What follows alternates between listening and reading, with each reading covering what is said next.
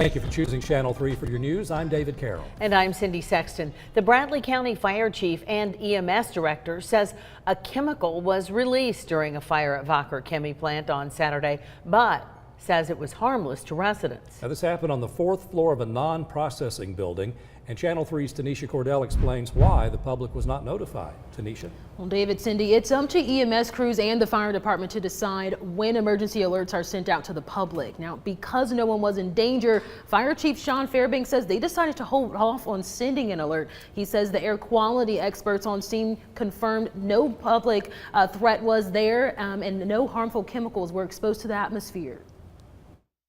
Around 1:30 Saturday morning, Chief Sean Fairbanks and his team were called in to help with a fire at Wacker. Once we arrived and seen that the fire was kind of spreading from one side of the building to the other, we at that time decided to call in some ladder trucks to be able to reach the fire on the 4th floor. The fire spread inside Wacker's waste treatment facility. It's not clear what sparked the flames. Wacker says their crews are investigating. The waste that they are dealing with, which was not harmful to the public, is therefore able to ignite with the moisture in the air if a crust is broke on the seal. Fairbanks says a manual error could have occurred. You're hooking up your waste hoppers or tanks to the pipes that go through the facility, so there could have been a malfunction there or something. Fairbanks says that fire released a chemical. It's a waste from a byproduct that they make at Wacker. This is stuff that they clean before they're able to get rid of it. Fairbanks says the chemical is not dangerous and was only exposed inside the facility.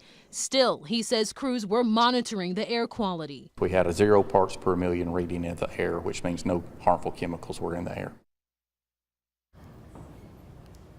Now, we followed up with Wacker spokesperson or people today. We were referred back to the statement that was sent on Saturday, the day of the fire. We also asked about the chemical released inside the facility, but have not heard back. For now, live in the studio, Tanisha Cordell, Channel 3 Eyewitness News. All right, this was the 4th incident to happen at the Wacker plant in 2 years. On August 30th, 5 Wacker employees were taken to the hospital with chemical burns. On September 7th, a dozen people were treated after an explosion inside the plant that closed nearby schools and Interstate 75 for several hours.